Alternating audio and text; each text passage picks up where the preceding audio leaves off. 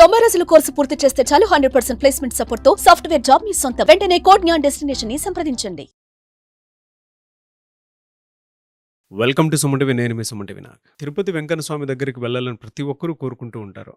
But చరిత్రలో ఎప్పుడూ జరగని విధంగా ఫస్ట్ టైం అక్కడ ఒక 6 ప్రాణాలు కోల్పోవటం జరిగింది. దీనికి సంబంధించినటువంటి పూర్తి వివరాలు ఏంటి అనేది ఈరోజు మనతో పాటు హైకోర్టు అడ్వకేట్ అలగరి రవీంద్రనాథ్ గారు ఉన్నారు. వారి మాటలను తెలుసుకుందాం. Hello sir. అండి నాగరాజు గారు, తిరుపతిలో జరిగినటువంటి ఇన్సిడెంట్ వాళ్ళ యావత్ దేశం కూడా చర్చించుకోవాల్సినటువంటి విషయంగా మారిందనమాట.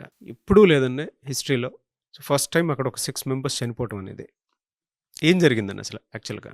జనవరి 10వ తారీఖు వైకుంఠ ఏకాదశి.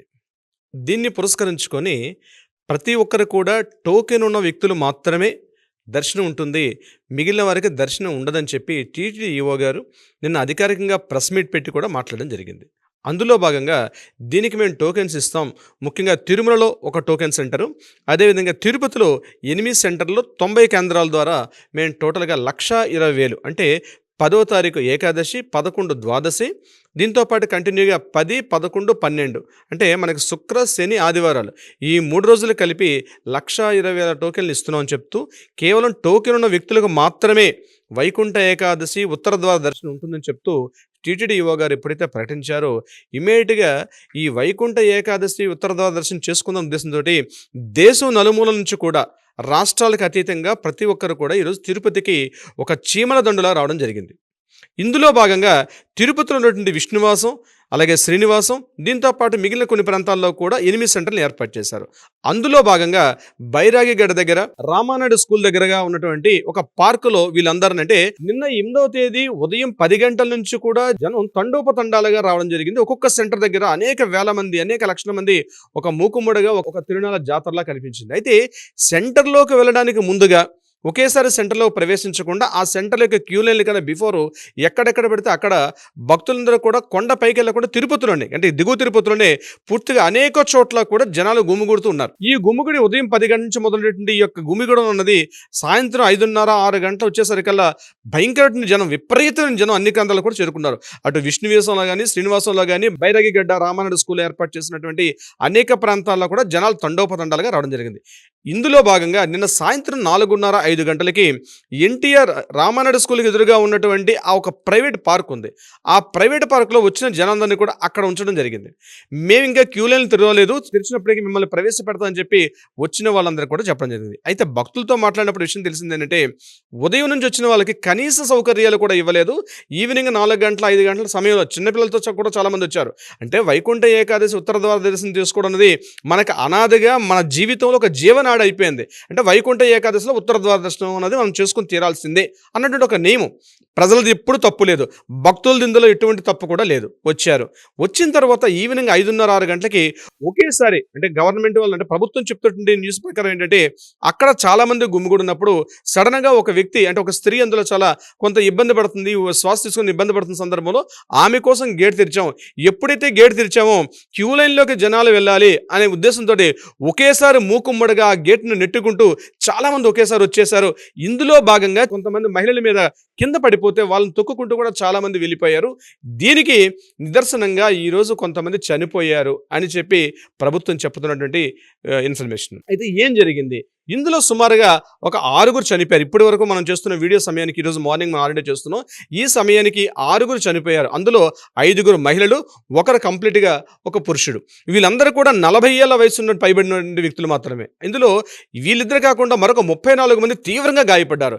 ఇందులో కొంతమందిని రియా హాస్పిటల్లో 24 మందిని పెట్టారు. మిగిలిన 14 మందిని ఇక్కడ స్విమ్స్ హాస్పిటల్లో పెట్టడం జరిగింది. వాళ్ళు కూడా శ్వాసకోశం అంటే ఊపిరి తీసుకోవడంలో అలాగే కంప్రెస్ అవ్వడం. రీసెంట్గా మనకి ఏదైతే సంధ్యా థియేటర్లో జరిగిన దుర్ఘటన జరిగిందో అదే సంఘటన ఇది మరింత కాస్త అంటే స్టాంపేజ్ అంటారు దీన్ని, చాలా తీవ్ర స్థాయిలో జరిగింది. ఈ యొక్క అంటే ఒకేసారి తొక్కిసలాట, ఒకేసారి ఏదో జరిగిపోతుంది, టికెట్స్ లేకపోతే దర్శనం లేదంటే ఆతృతలో భాగంగా ఒక్కసారి భక్తులందరూ కూడా నెట్టుకుంటూ ఒకరు ఏం జరుగుతుందో తెలియని స్థితిలో ముఖ్యంగా అనేక మంది స్త్రీలు వచ్చారు. స్త్రీల లైన్లో ఉంటే తొందరగా టికెట్ వస్తుందని ఒక చిన్న ఆశ ప్రతి భక్తుడికి. ఆ విషయం అంటే పురుషుల లైన్ చాలా పెద్దగా ఉంటుంది, స్త్రీల లైన్లో పెట్టేటప్పుడు స్త్రీలు తొందరగా వెళ్తే తొందరగా టికెట్ ఇస్తారు ఉద్దేశంతో చాలా మంది స్త్రీల లైన్లోకి రావడం జరిగింది. అక్కడ పురుషుల కన్నా స్త్రీల సంఖ్య ఎక్కువగా ఉంది అక్కడ. అయితే కనీసమైనటువంటి అక్కడ వసతులు కల్పించకపోవడం, సరైన పోలీస్ అవుట్ పోస్టింగ్ అక్కడ లేకపోవడం, సరైన భద్రతా నియమాలు పాటించకపోవడం వల్ల ఒక్కసారి తొక్కేసలాట జరిగి ఒకేసారి ఆ మహిళల మీద ఒకరిపైన ఒకరు నెట్టుకుంటూ తొక్కుకుంటూ వెళ్ళిపోయి ముందుగా క్యూ లైన్లో వెళ్ళడం జరిగింది. పోనీ అక్కడ టికెట్స్ ఇచ్చారా? ఇవ్వలేదు. ఆ టికెట్స్ ఎప్పుడు ఇస్తారు? ఈ రోజు మార్నింగ్ 4:30-5 గంటల టైంలో ఇస్తారని చెప్పి, అంటే 12 గంటలకు ముందే జన సమీకరణ ఆ స్థాయిలో తిరుపతిలో బై రోడ్డు నుంచి కావచ్చు, ట్రైన్ నుంచి కావచ్చు, అనేక లక్షల మంది తిరుపతిలో వస్తుంటే ప్రభుత్వం గుర్తించాల్సిన బాధ్యత అయితే ఉంటుంది. ఖచ్చితంగా ఇది ప్రభుత్వం ఈ విషయంలో ముఖ్యంగా టీటీడీ యంత్రాంగం పూర్తిగా వాళ్ళు ఫెయిల్ అయ్యారని చెప్పడం ఎటువంటి యొక్క డౌట్ అయితే లేదు నాగరాజు గారు. జరిగిన సంఘటన ఉద్దేశిస్తూ కూడా నేను సాయంత్రం అనే పోలీసు డిపార్ట్మెంట్ వాళ్ళు మాట్లాడడం జరిగింది. అయితే అంతకంతకు ముందుగా ఒక వ్యక్తి అనుకున్నారు, తర్వాత 2 అనుకున్నారు, తర్వాత 4 అనుకున్నారు. ఈ క్షణానికి మన ఇన్ఫర్మేషన్ ప్రకారం అక్కడ రుయ్ హాస్పిటల్లో 14 మంది, ఇక్కడ 24 మంది, ఇక్కడ మొత్తం అవుట్ ఆఫ్ 40 మెంబర్స్లో 6 చనిపోగా మిగిలిన 34 మంది కూడా తీవ్రమైనటువంటి ఇబ్బందులు పడుతూ అక్కడ హాస్పిటల్లో అనేక రకాల వైద్య సేవలు పొందుతూ ఉన్నారు. బట్ పరిస్థితి మాత్రం బహుశా ఇక్కడితో ఆగాలని కోరుకుందాం, ఈ యొక్క సంఖ్య పెరగకుండా. ఎందుకంటే వాళ్ళందరూ కూడా భక్తులు స్వామివారి యొక్క దర్శనం చేసుకోవడం కోసం కేవలం టికెట్లు తీసుకోవాలి, టోకెన్ తీసుకోవాలి. అంటే దర్శనం కూడా వెళ్ళలేదు నాగరాజు గారు. వీళ్ళు వెళ్ళింది దర్శనం కోసం కాదు, కేవలం ఆ దర్శనం కోసం కావాల్సిన టికెట్ల కోసం అని చెప్పి బహుశా చరిత్రలో మనకు తెలిసినటువంటి సమీప గతంలో కూడా ఎక్కడా ఇటువంటి దుశ్చర్య ఎప్పుడు జరగలేదు.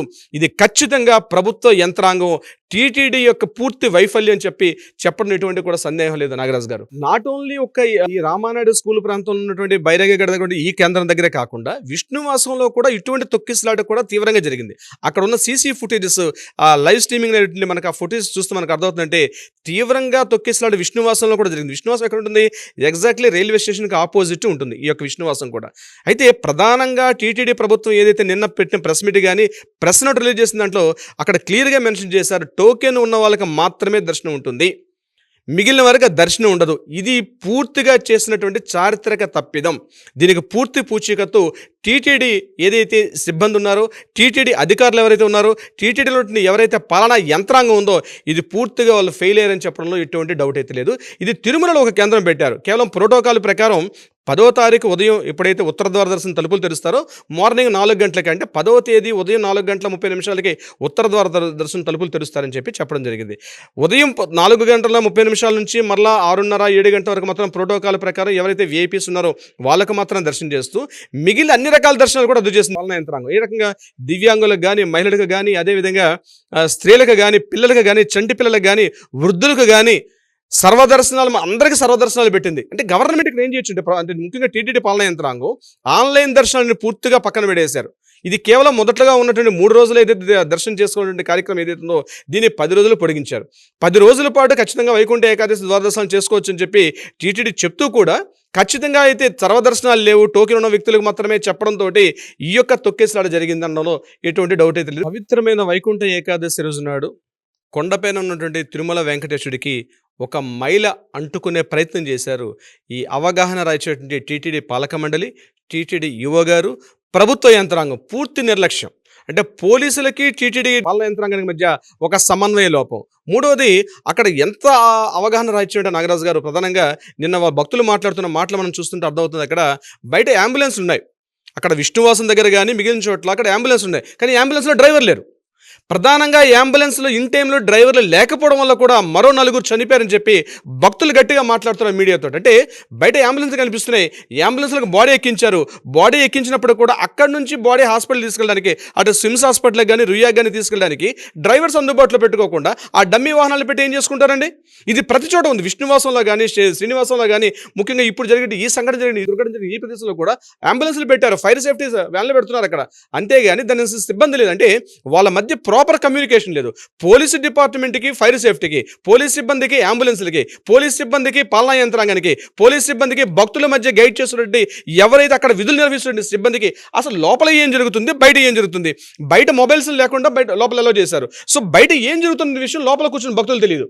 ఏమనుకుంటున్నారు భక్తులు? ఆల్రెడీ మార్నింగ్ ఇవ్వాల్సిన టికెట్లు ఇప్పటికిప్పుడే ఓపెన్ చేశారని. ఇదే సంఘటన ఇప్పుడే కాదు, పైన కొండ మీద కూడా అనేక సందర్భాల్లో వీళ్ళని తీసుకెళ్లి కుక్కల మాదిరిగా కుక్కల మాదిరిగా భక్తులను తీసుకెళ్లి బాక్సుల్లో పెట్టేస్తారు నాగరాజు గారు.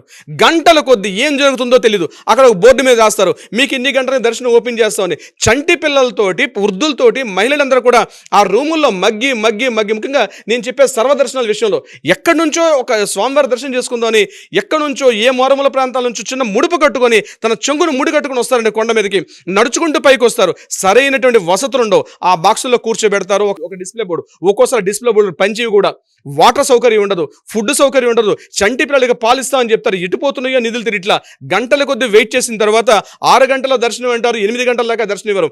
ఆ గేట్లు తెరవరు.